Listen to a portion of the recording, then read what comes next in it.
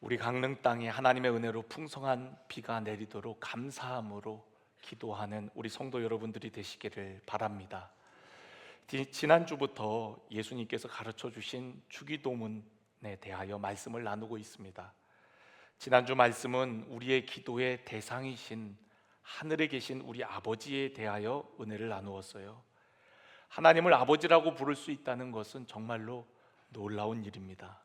하나님과 친밀했던 수많은 믿음의 선진들조차도 하나님을 아버지라고 부를 수 있었던 사람은 없었습니다. 믿음의 조상 아브라함도, 또 하나님과 대면할 정도로 친밀했던 모세도, 하나님의 마음에 합한 다윗 역시도 하나님을 아버지라고 부르지 못했어요. 그런데 우리들은 예수님을 믿음으로 말미암아 하나님의 자녀가 되는 특권을 주셔서 이제는 하나님을 아버지라 부를 수 있게 되었습니다. 이것이 얼마나 큰 은혜인지요. 하나님께서 나의 아버지라니. 죄로 말미암아 고아와 같은 우리들에게 진정한 보호자, 또 하늘의 하나님이 내 아버지가 된 것입니다. 가끔 이렇게 기도할 때 보면은 어떤 분들이 기도하면서 아버지 그렇게 기도를 하는 걸 들을 수가 있어요. 아버지라고 하는 그 부름에 모든 기도가 다 포함되어 있는 거 아닐까요? 아버지. 여러분, 한 주간 동안 그 하나님 아버지께 간구하셨나요? 하나님이 나의 아버지라고 알고도 아버지를 찾지 않고 아버지께 기도하지 않았진 않은가요? 한번 우리의 삶 가운데 정말 하나님 아버지께 늘 깨어 기도하는 우리 삶이 되도록 늘 점검하고 또 깨어 기도하는 성도 여러분들이 되시길 바랍니다. 우리 한번 해볼까요? 우리 하나님을 한번 불러봤으면 좋겠어요. 아버지, 이렇게 하나 둘 셋. 아버지. 이게 중요한 게 뒤에가 좀 길어야 돼요. 그냥 아버지 하면 안 되고요, 뒤에가 조금 길어야 되거든요. 다시 한번 시작. 아버지. 네, 그 아버지라고 부르는 그 한 단어에 우리의 모든 마음을 아시고 우리의 간구를 하시는 하나님께서 응답하시는 줄로 믿습니다. 오늘 예수님께서 가르쳐 주신 기도를 또한 배우기를 원합니다. 우리의 기도의 대상인 하늘에 계신 우리 아버지에게는 이름이 있으세요. 예수님은 우리가 그 이름을 알고 그 이름을 거룩히 여기며 또한 그 이름의 영광을 돌리며 살기를 원하세요. 누군가를 아는데 가장 중요한 것이 이름입니다. 이름은 누군가의 전 존재와 인격을 드러내기 때문이죠. 또한 이름을 통해 우리는 바램이나 그 사람을 향한 소망을 알기도 해요. 이름은 그 사람 자체를 나타내는 것이고 또한 그 이름 안에 그 사람의 정체성이나 또 품성이 담겨 있습니다. 아이의 이름은 보통 부모가 지어주죠. 혹시 여러분의 이름은 누가 지어줬나요? 부모나 또 정말 사랑하는 가까운 가족, 할아버지나 할머니나 어머니나 아버지가 지어줬을 거예요. 근데 어떤 경우에는 그 이름을 생전 알지도 못하는 사람에게 찾아가고 돈을 주고 짓는 사람들도 있다 그래요. 조금은 안타까워요. 왜 사랑하는 자녀의 이름을 알지도 못하는 사람에게 가서 돈 5만 원 주고 돈 10만 원 주고 지어오나. 정말 사랑한다면 누구보다도 그 사람을 향한 그런 사랑의 마음을 담아 기대와 소망을 담아 이름을 지어주면 될 텐데, 어떤 분들은 그렇게 철학관에 가서 또 혹은 심지어는 무당에 가서 아이의 이름을 짓는 경우들도 보게 되어집니다. 여러분, 예수님의 이름은 누가 지어주셨을까요? 예수님의 이름은 하나님 아버지께서 주셨습니다. 우리가 마태복음 1장을 보면 예수님의 탄생 이야기가 나오는데, 예수님께서 마리아의 몸을 태를 빌려서 성령으로 잉태되어 나오시게 되어집니다. 마리아와 요셉은 결혼을 약속한 사이이기 때문에 아직 함께 동거하기 전에 마리아가 아이를 가졌다는 소식을 듣고 요셉은 그런 마리아를 조용히 끊고자 했어요. 그러나 하나님께서 천사를 보내셔서 요셉에게 그 아이는 성령으로 잉태된 것이라고 하면서 그 아이의 이름을 일러주십니다. 마태복음 1장 21절에 보면 아들을 낳으리니 이름을 예수라 하라. 이는 그가 자기 백성을 그들의 죄에서 구원할 자이심이라. 여러분, 예수라 하라고 했어요. 예수라는 뜻은 구원자라는 의미입니다. 그러니까 그분은 성령으로 잉태되었을 뿐만 아니라 우리를 구원하기 위해서 오신 분이라는 것을 이름을 통해서 우리에게 알도록 하시는 거죠. 또한 그분의 또 다른 이름이 있다고 얘기해요. 구약에 보면은 예수님에 대한 다양한 이름들이 나오거든요. 그 중에 이사야 선지자가 예언했던 말씀을 인용해서 그분의 이름을 또한 우리에게 말씀해주고 있습니다. 마태복음 1장 23절에 보면 보라, 처녀가 잉태하여 아들을 낳을 것이요 그 이름은 임마누엘이라 하리라 하셨으니 이를 번역한즉 하나님이 우리와 함께 계시다 함이라. 여러분, 그분의 또 다른 이름은 임마누엘이래요. 임마누엘이란 뜻은 하나님이 우리와 함께 계시다. 그분은 구원자로 오셨고 또한 우리와 함께 하시기 위해 하늘 보좌를 버리시고 이 땅에 오신, 그리고 영원토록 함께 하시기 위해 오신 분임을 우리에게 말씀해 주신 거예요. 예수님의 이름을 알면 그 이름을 주신 하나님 아버지를 알 수가 있습니다.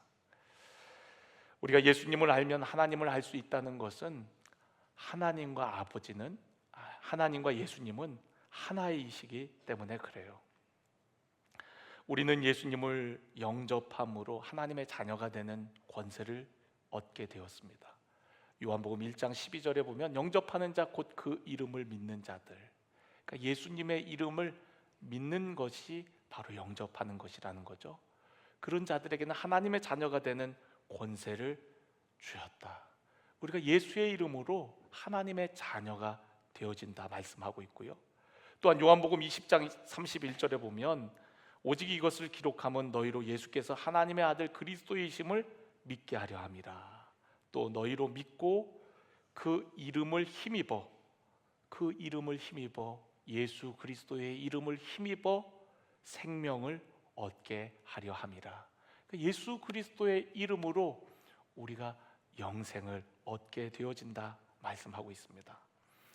우리가 예수님의 이름을 통해서 하나님의 자녀가 되고 생명을 얻고 또 예수님의 이름을 통하지 않고는 하나님 아버지를 우리가 제대로 알 수 없고 그분께 나아갈 수도 없고 또한 하나님의 이름을 제대로 우리가 깨달을 수 없다라고 말씀하시는 거예요.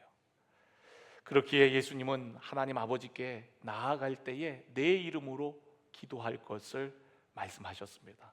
요한복음 14장 13절에 보면 너희가 내 이름으로 무엇이든지 구하라 그러면 내가 시행하리라. 아버지로 하여금 아들로 말미암아 영광을 받으시게 하려 함이라 라고 말씀했어요. 그러니까 예수 그리스도의 이름으로 아버지께 나아갈 수 있고 예수 그리스도의 이름으로 우리가 아버지 하나님을 알 뿐만 아니라 그분의 자녀가 될 수 있고 생명을 얻게 되고 또한 우리가 아버지 하나님 앞에 나아가 기도할 때에도 이제는 내 이름 예수의 이름으로 구할 것을 말씀하십니다.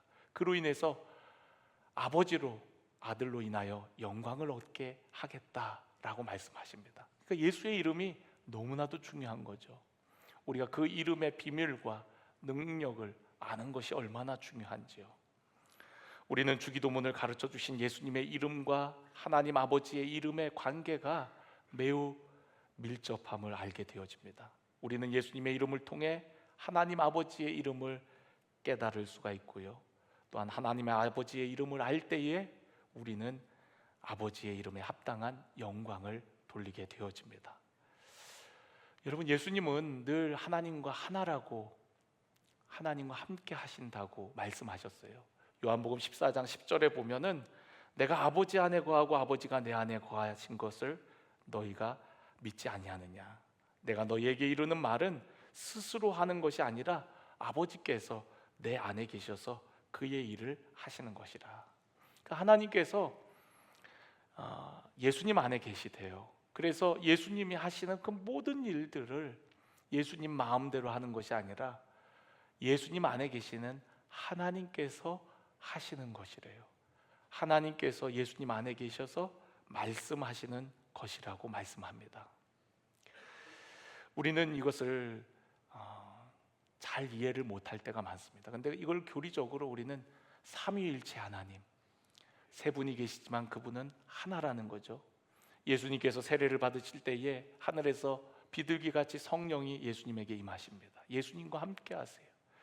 성령님만 함께 하신 것이 아니라 예수님께서는 하나님이 내 안에 계신다라고 말씀하셨습니다.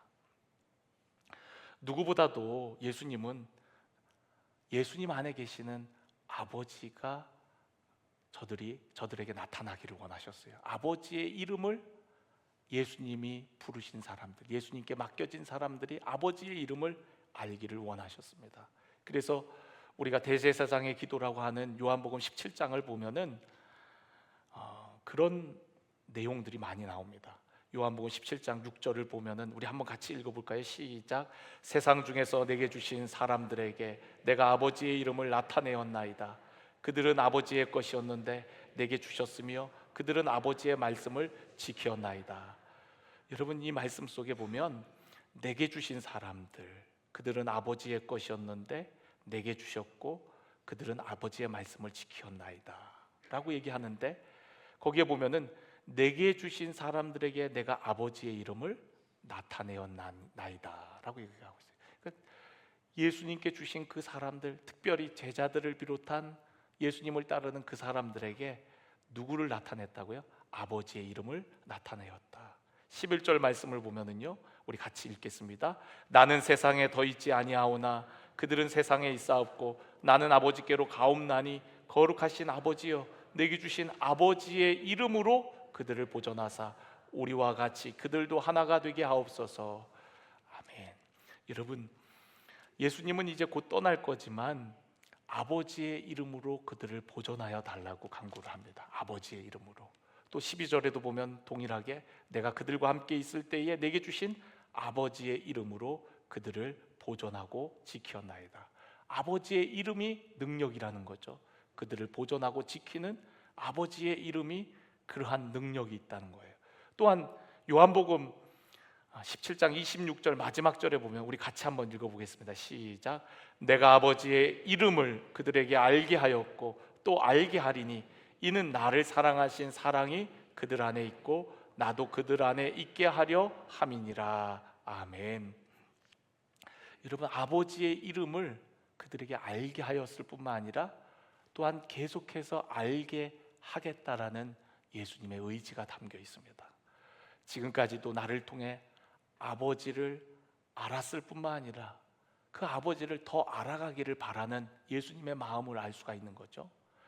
하나님 아버지는 너무나도 크셔서 우리가 하나님을 다 안다고 할 수가 없습니다. 끝도 없이 하나님을 알아간다 한들 우리는 다 하나님을 알 수가 없는 거죠.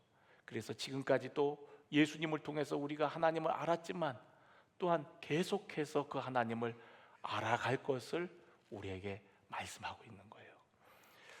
아버지의 이름을 그들에게, 아버지의 이름을 그들에게.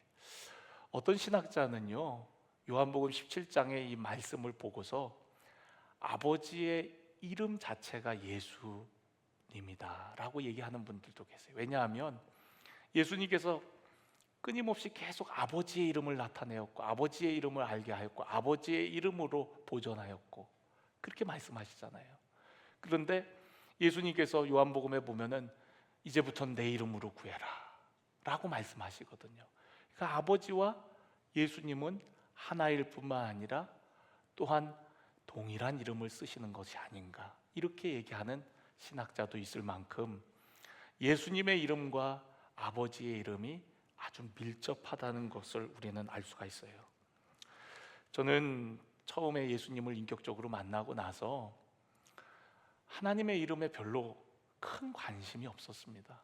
그냥 하나님은 하나님이고, 그리고 예수님은 예수님인 줄 알았어요. 그런데 성경을 읽으면서 점점 하나님의 다양한 이름이 있다는 것을 알게 되었어요.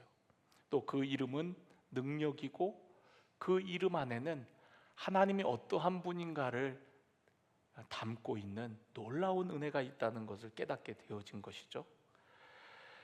하나님께서 얼마나 이름을 소중히 여기시는지 몰라요. 아담에게 제일 먼저 주셨던 일이 무엇입니까?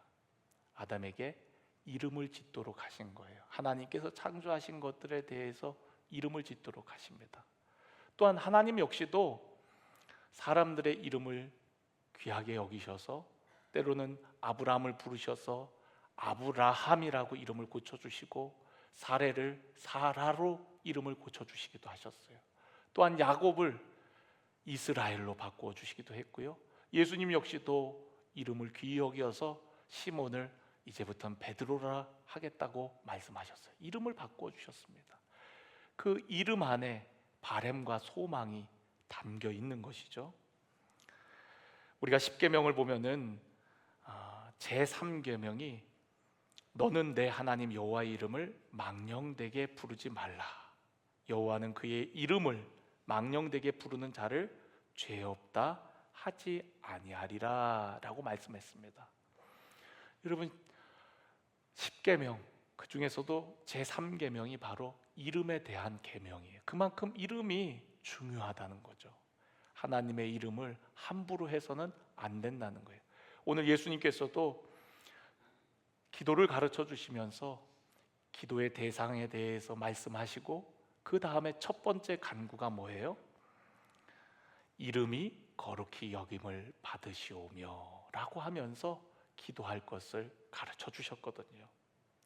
이름이 중요하다는 거예요. 하나님의 이름이 거룩히 여김을 받는 것이 중요하다는 겁니다. 그러면 여러분, 하나님의 이름이 무엇입니까? 여러분, 하나님의 이름 다 아세요? 모르는 사람들을 위해서 하나님께서 친히 성경에 다 기록해 놓으셨습니다. 우리 출애굽기 3장에 보면은 하나님께서 광야에서 떨기나무 가운데 모세를 부르십니다. 부르셔서 그에게 사명을 주시죠. 내 백성 이스라엘에게 가서 그들을 애굽 땅에서 건져내어서 하나님을 섬기도록 하라는 사명을 주십니다.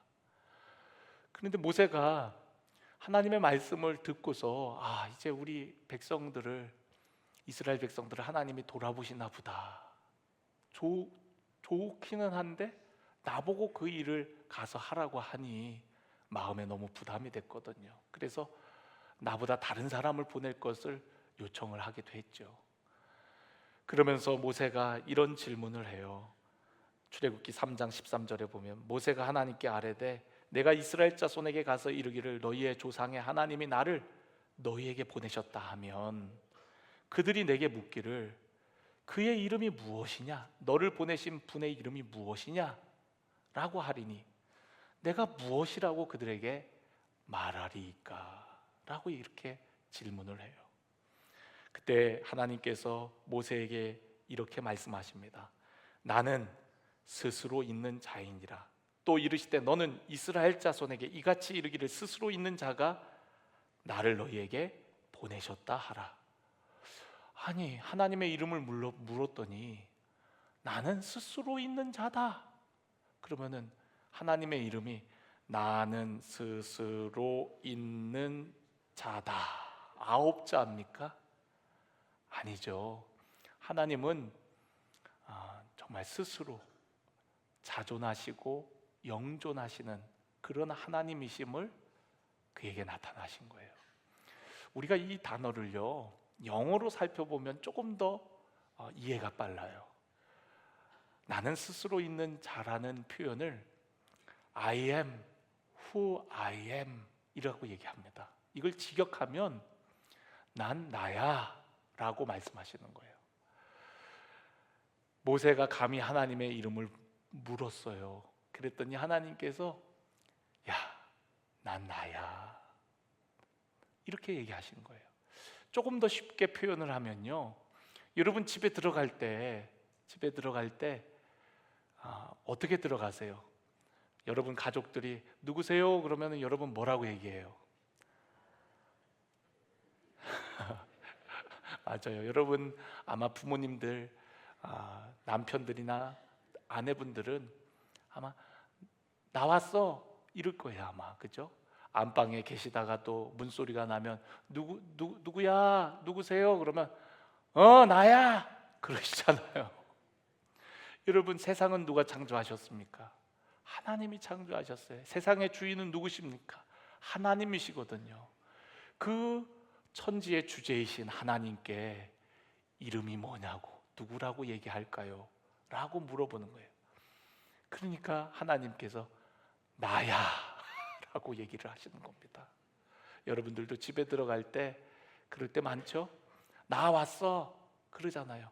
이재은 왔습니다 이렇게 얘기합니까? 집에 들어가면서 그러지 않는 것처럼 하나님이 이 세상의 주관자이시기 때문에 나야 라고 말씀하시면서 그것으로는 부족하니까 조금 더 설명을 해주십니다. 출애굽기 3장 15절을 보면은 하나님이 모세에게 이르시되 너는 이스라엘 자손에게 이같이 이르기를 너희 조상의 하나님 여호와 곧 아브라함의 하나님, 이삭의 하나님, 야곱의 하나님께서 나를 너희에게 보내셨다 하라. 이는 나의 영원한 이름이요 대대로 기억할 나의 칭원이라. 여러분 하나님께서 계시하신 이름은 여호와였어요. 그러면서 나는 아브라함의 하나님이요 이삭의 하나님이요 야곱의 하나님이라고 말씀하고 있는 거예요. 그 얘기는 뭐예요? 나는 과거에 너희들 조상이었던 아브라함의 하나님, 이삭의 하나님, 이제는 나는 너희의 하나님이라는 것을 말씀하고 있는 거예요. 이스라엘의 하나님, 그 하나님은 또한 누구의 하나님이기도 해요? 나의 하나님. 엘리야의 하나님은 누구의 하나님이에요? 나의 하나님이라는 거예요. 그러니까 하나님께서 지금 내가 너희와 함께 하고 있다는 것, 애굽에서 너희들이 고통 가운데 신음하는 것을 내가 들었고 너희들의 그 모든 형편을 내가 보고 있어. 너희들의 고통의 현장에 내가 그곳에 함께 있단다 라고 말씀을 하시는 거예요. 그 아브라함의 하나님, 나의 하나님이라는 거예요. 여러분 요한복음을 보면요, 예수님이 바리새인들에게 자신이 누구인지에 대해 말씀하시는 내용이 나와요. 예수님이 유대인들에게 자신이 아브라함이 나기 전부터 있었고 아브라함이 예수님의 때를 볼 것을 즐거워하다가 보고 기뻐했다는 거예요. 그러니까 그 아들 이삭을 통해서 먼 미래에 오실 메시아를 보았던 거죠. 아브라함은 자기 살아 생전의 일뿐만 아니라 이삭을 통해서 하나님께서 이루실 그 먼 미래의 메시아를 아브라함은 보았다는 거예요. 그리고 기뻐했다라는 거죠. 이게 바로 믿음의 눈, 비전이거든요. 비전은 보지 못하는 것을 보도록 하시는 그런 은혜예요. 그러니까 하나님께서 아브라함에게 그걸 보고 기뻐하게 하셨다라고 말씀합니다. 이게 예수님 말씀이에요. 그러니까 유대인들이 황당해하면서 아니 당신은 이제 나이 50도 안 됐건만 어떻게 아브라함을 보았다고 합니까? 여러분 예수님 당시에 아브라함은 2000년 전 사람이거든요. 그런데 예수님 나이가 이제 갓 30 좀 넘으셨는데 예수님이 아브라함 전부터 있었다 그러고 이게 무슨 황당한 얘기인가. 그리고 도무지 이해가 할 수 없는 말씀을 하시는 거예요. 그때 예수님께서 이런 말씀을 하세요. 요한복음 8장 58절에 보면 예수께서 이르시되 진실로 진실로, 진실로가 2번 사용됐어요. 너희에게 이르노니 아브라함이 나기 전부터 내가 있느니라 라고 말씀하십니다.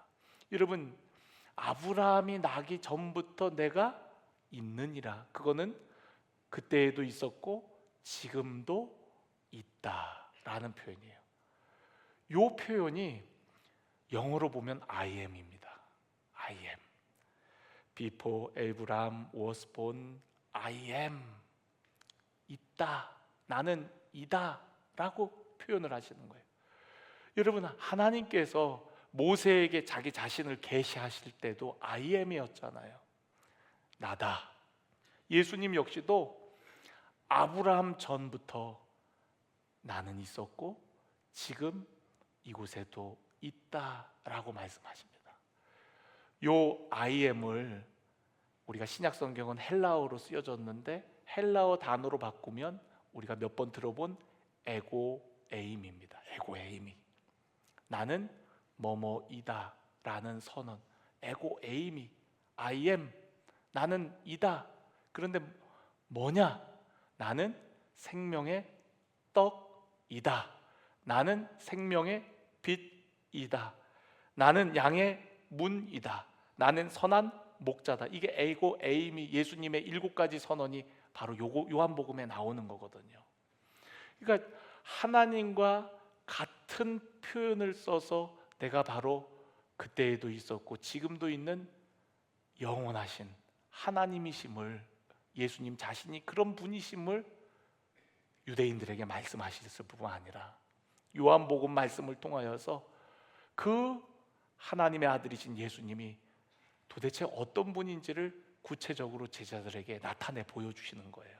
그게 바로 에고에이미, 나는 뭐뭐이다. 나는 생명의 떡이다. 6장에 나는 세상의 빛이다. 8장에 나는 양의 문이다. 10장에 나는 선한 목자다. 나는 부활이요 생명이다. 11장에 나는 참 포도나무다. 15장에 나는 길이요 진리요 생명이다.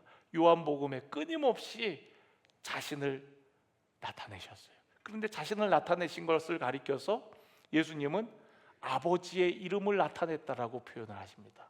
그러니까 예수님이 그런 자기 계시가 결국에는 예수님 안에 계시는 아버지의 나타냄을 의미하는 거예요. 여러분 보세요. 구약 성경에도 보면 하나님께서 여호와, 우리 지난주 말씀 보면 여호와가 아닐 수 있다 그랬죠. 어쨌든 그 귀하신 이름, 그 부분은 이제 우리가 아도나이라고 불렀던 것인데, 근데 그 여호와 하나님이 어떠한 분인 것을 우리가 알기 위해서 하나님께서 자신의 품성, 그 이름에다가 수식어를 붙여갖고 하나님이 어떤 분인가를 계시하세요. 예를 들어서 여호와 라파, 그러면 하나님은 어떤 분이에요? 치료하시는 여호와라는 거예요. 그럼 여호와 니시, 승리의 하나님, 뭐 여호와 샬롬, 평강의 하나님, 여호와 멜레, 왕 되신 하나님, 이렇게 이제 우리가 수식어가 붙는 것처럼 예수님께서도 나는 아브라함이 있기 전부터 있었고 지금도 있는 아브라함의 하나님, 이삭의 하나님, 그 하나님이 바로 나다라고 말씀하시면서 나는 세상의 빛이다, 나는 생명의 문이다, 양의 문이다, 나는 선한 목자다 라고 얘기하는 거예요. 여호와 로이, 그 하나님이 바로 내가 바로 선한 목자다 라고 말씀하시는 거거든요.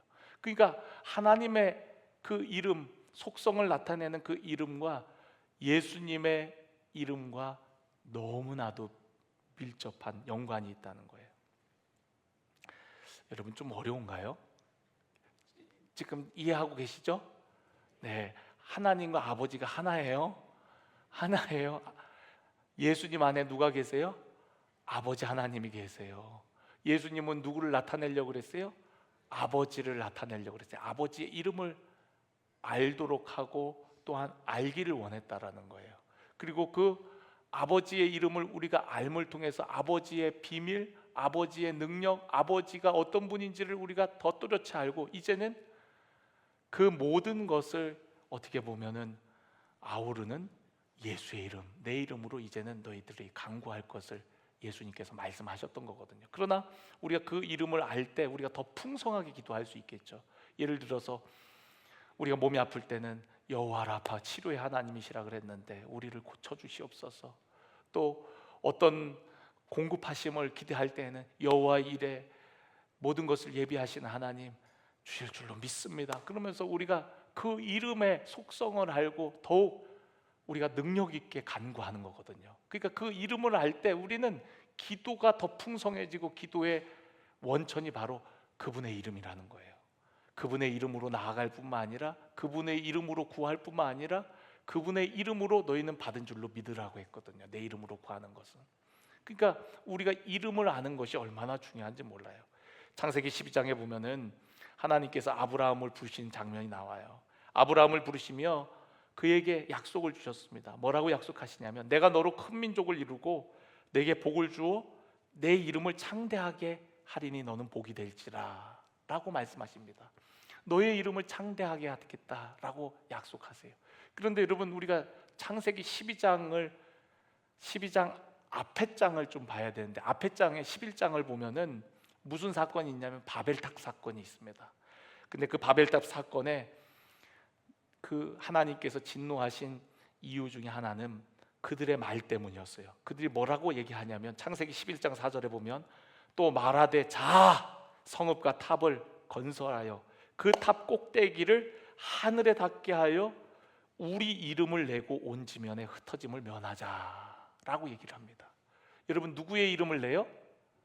우리 이름을 내자 그랬어요. 그리고 흩어짐을 면하자. 근데 그 이야기를 누가 들으셨어요? 하나님이 들으셨어요. 여러분, 하나님께서 우리의 기도만 들으시는 게 아니라 우리가 평소에 말하는 것도 하나님이 들으신다는 사실을 여러분 잊지 마세요. 그래서 항상 우리의 언행 심사가 중요합니다. 들으셨어요. 그리고서 요것들 봐라. 그리고서는 그들의 언어를 혼잡게 해서 흩어지는 것을 우리가 면하자라고 했는데 다 흩어버립니다. 다 흩어버려요. 그리고 나서 12장에 아브라함을 부르면서 네 이름을 창대하게 했다. 너가 복이 될지라 약속을 하셨거든요.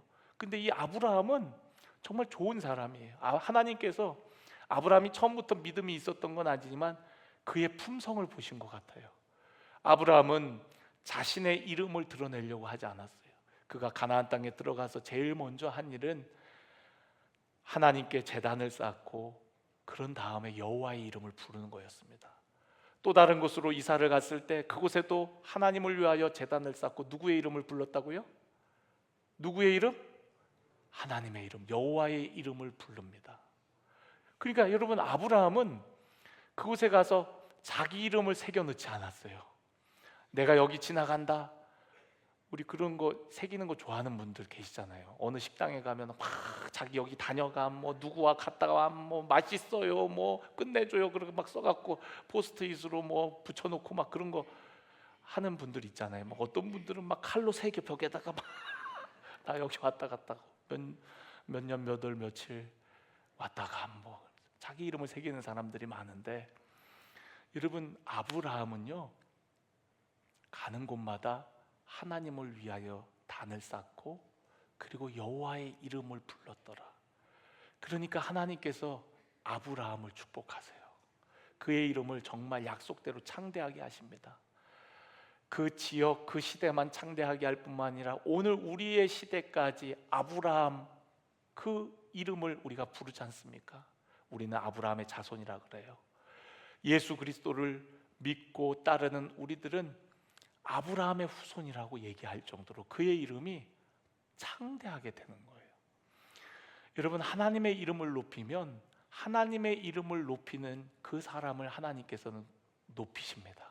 가장 대표적인 예로 예수님이 그러셨어요. 예수님은 하나님과 동등된 분이시지만 이 땅에 우리를 위해서 사람의 모양으로 우리를 섬기기 위해서 종의 형체를 입고 오신 분이셨어요. 빌립보서 2장 8절에 보면은 사람의 모양으로 나타나서 자기를 낮추시고 죽기까지 복종하셨으니 곧 십자가에 죽으심이라. 이러므로 하나님이 그를 지극히 높여 모든 이름 위에 뛰어난 이름을 주셨다. 여러분, 자기를 죽기까지 낮추시고 복종하신 그 예수님, 그 예수님의 이름을 모든 이름 위에 뛰어나게 하셨다라는 거예요. 모든 이름 위에 뛰어나게. 하늘에 있는 자들과 땅에 있는 자들과 땅 아래에 있는 자들로 모든 무릎을 누구에게? 예수의 이름에 꿇게 하셨다라고 얘기합니다. 그러니까 여러분, 하나님의 이름을 높이고 하나님의 이름의 영광을 드러내는 자, 하나님께서 그 사람을 높이시고 그 사람을 위대하게 사용하시는 거예요. 하나님은 아브라함의 신앙 여정 가운데 아주 다양한 하나님의 모습들을 깨닫게 하십니다. 그리고 그것을 아브라함이 입술로 고백하기도 하고 또한 하나님으로부터 듣기도 해요. 예를 들어서 여러분, 아브라함이 소돔과 고모라성에 전쟁이 나서 조카 롯의 가족들이 붙잡혀 가니까 그 전쟁에 뛰어들어갔고 결국에는 다 도로 찾아갔고 돌아오게 됩니다. 돌아오는 길에 하나님의 제사장 멜리세덱을 만나요. 그를 만났을 때에 아브라함이 뭐라고 고백을 하냐면 지극히 높으신 하나님의 제사장이요 라고 고백을 합니다. 지극히 높으신 하나님이라는 표현을 써요. 그 표현이 히브리어로는 엘리온이라는 말입니다. 지극히 높으신 하나님, 천지의 주제시여. 그 하나님, 멜기세덱도 동일한 표현을 써요. 지극히 높으신 하나님, 천지의 주제이신 하나님께서 너를 축복하노라, 너에게 복을 주노라, 이런 표현을 쓰거든요. 그러니까 여러분, 그 전쟁을 통해서 전쟁은 하나님께 속했고 정말로 지극히 높으신 왕은 저 소돔과 고모라를 물리친 왕들이 아니라 하나님이 바로 진짜 이 땅의 왕이십니다 라고 고백을 하는 거거든요. 또한 아비멜렉, 블레셋 땅에 살고 있는 아비멜렉과 화친 조약을 맺으면서, 아비멜렉은 어떻게 보면 오늘날로 얘기하면 중국과 같이 큰 나라고, 아브라함은 정말 조그마한 아직 나라도 형성되지 않은 그런 정도로 비교가 안 될 정도인데, 오히려 아비멜렉이 와서 아브라함에게 우리 이제부터 좀 잘 지내자, 화친 조약을 맺으러 온단 말이에요. 그때 그걸 경험하고, 야, 하나님은 정말 영원하신 하나님, 우리의 언약을, 저 아비멜렉과 맺은 이 언약을 영원토록 기억하시고 이 언약이 지켜지도록 하시는 영원하신 하나님을 부릅니다. 그래서 에셀 나무라는 나무를 심고서 영원하신 하나님, 엘 올람, 그 하나님의 이름을 부르며 하나님께서 이 언약이 유효하도록 지켜지도록, 옛날에 언약 맺었다가도 다음날 기분 나쁘면 파괴해도 누가 제재할 그런 뭐가 아무것도 없잖아요. 그러니까 하나님이 이 언약의 주인 되셔서 영원토록 이 언약이 유효하도록 지켜달라고 엘 올람, 영원하신 하나님을 부르는 거예요. 또한 여러분, 아브라함이 아이를 갖지 못하는 상황에, 불가능한 상황에 100세가 돼갖고 아이를 할 때 그 하나님은 어떤 하나님이에요? 전능하신 하나님, 엘샤다이 하나님이라고 고백을 합니다. 또한 그렇게 얻은 아들을 바치려고 모리아산에 갔는데 하나님께서 멈추라고 하시죠. 그리고 이삭 대신에 다른 제물을 예비해 놓으셨어요. 그 하나님은 어떤 하나님이에요? 여호와 이레의 하나님이라고 고백을 하는 거예요. 그러니까 여러분, 아브라함이 처음부터 하나님을 많이 알았던 건 아니에요. 그런데 하나님과 함께 동행하면서 하나님은 전능하신 하나님이구나, 하나님은 영원하신 하나님이구나, 하나님은 지존하신 왕이시구나, 하나님은 이런 분이시구나, 그의 신앙의 여정을 통해서 하나님을 알게 되고 하나님의 이름의 비밀을 깨닫게 되어지는 거예요. 여러분, 우리는요, 하나님의 이름을 알고 그 이름에 합당한 영광을 돌려야 됩니다. 오늘 예수님께서 우리의 기도의 대상이신 아버지 하나님, 그런 다음에 첫 번째 기도가 이름이 거룩히 여김을 받으시옵고 라고 얘기를 합니다. 이름의 거룩함을 위하여서 기도할 것을 우리에게 가르쳐주고 있어요. 여러분, 그 이름을 생각하며 기도하라는 겁니다. 우리가 기도할 때 항상 예수 그리스도의 이름을 생각하며 기도하는 것처럼, 나는 아무 능력 없지만 능력의 이름 예수 그리스도, 지금 내 상황과 형편은 너무나도 힘들고 외롭고 어렵지만 임마누엘의 하나님을 생각하며 함께 하심을 믿고 기도하는 것처럼, 여러분, 그 이름의 비밀을 알고 이름의 뜻을 알고 그렇게 간구하도록 하는 거예요. 또 하나는 여러분, 그 이름에 합당한 삶을 살도록 이름을 위하여 간구하도록 한 겁니다. 무슨 말입니까? 여러분, 그 이름이 어떠한 이름인지 우리가 알 때 그 이름에 걸맞는 그런 영광스러운 삶을 살아갈 수가 있거든요. 누구나 어떤 누구의 아들이라는 것은 그 아들의 무게를 안고 살아가게 되어져요. 우리가 첫 번째 기도가 우리 아버지여, 하늘에 계신 우리 아버지여 라고 고백하는 것은 하나님이 나의 아버지라는 거잖아요. 그러면 나는 그분의 자녀인데 내가 세상 가운데에서 그 아버지의 이름이 거룩하게 여김을 받을 수 있도록 살아내야 된다는 것을 내포하고 있는 거예요. 이런 거죠. 여러분, 우리 그리스도인들이 세상에서 제대로 살지 못하면 누가 욕을 얻어먹습니까? 하나님이 욕을 얻어먹어요. 하나님의 이름이 이방인들에게 모독을 당합니다. 저도 그런 경험이 있거든요. 너무너무 부끄러워서 생각하고 싶지도 않은 그런 과거의 경험인데, 언제도 제가 얘기했어요. 초등학교 5학년인가 6학년인가 그때쯤인데 친구들하고 모여갖고 뭐 재밌는 거 없나 그러다가 돈은 없고 그 문구사에 있는 그 화약을 갖고는 싶고, 그래서 아이들하고 이렇게 작전을 짜갖고 사장님 눈길을 이렇게 다른 곳으로 이렇게 유도하고 나머지 한 애는 거기 문구사에 있는 화약을 막 챙겨갖고 그러고 나왔어요.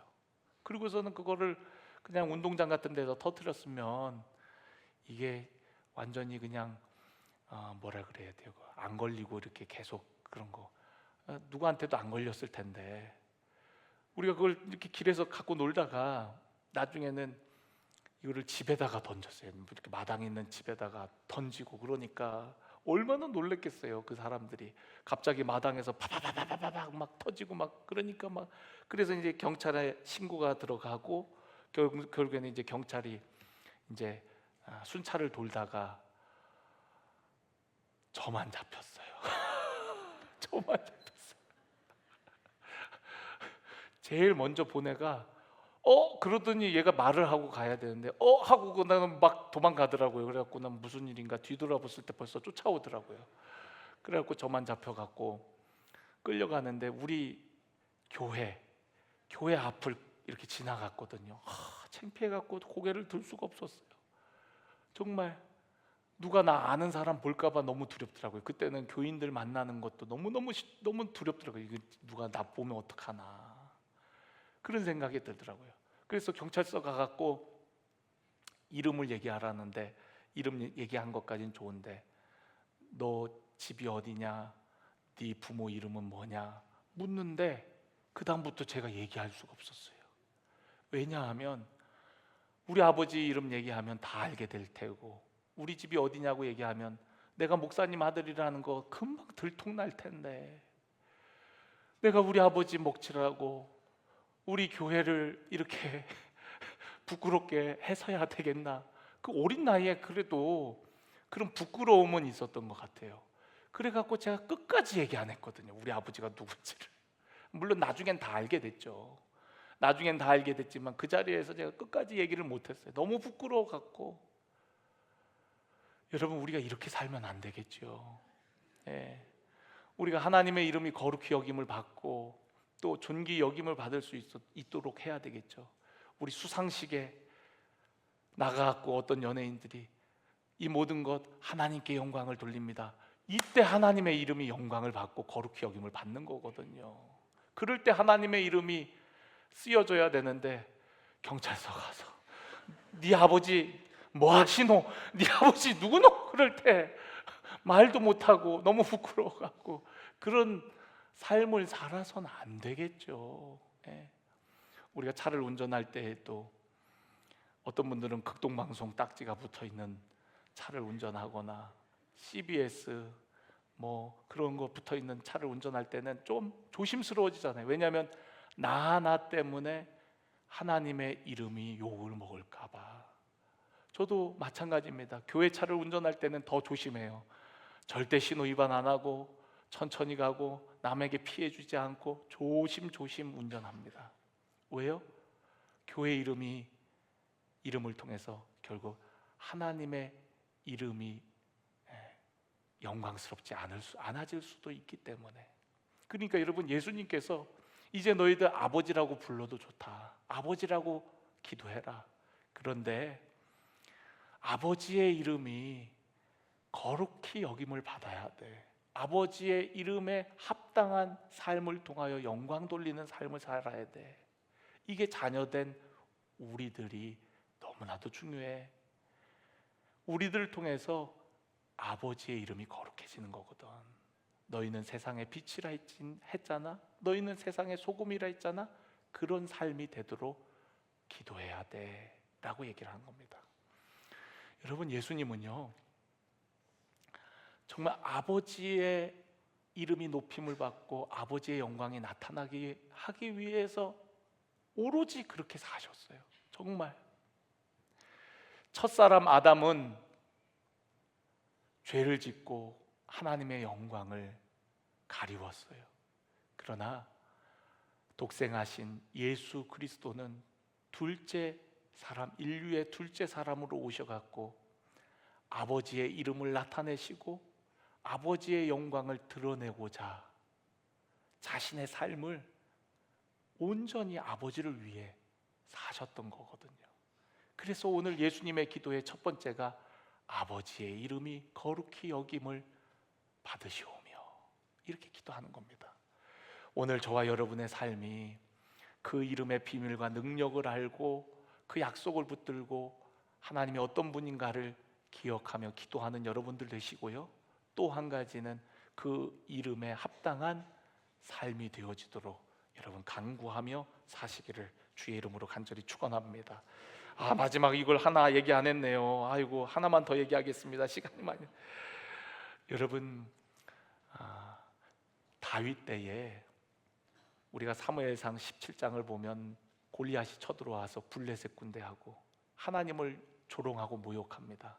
근데 그러한 것을 듣고 다윗은 거룩한 분노를 느껴요. 내가 가만두지 않겠다. 나라도 가갖고 싸우겠다. 그래서 여러분 어떻게 합니까? 결국 물맷돌 몇 개 하고 나가갖고 짝대기 들고 나가잖아요. 그런데 그때 다윗이 했던 말을 여러분 기억하시나요?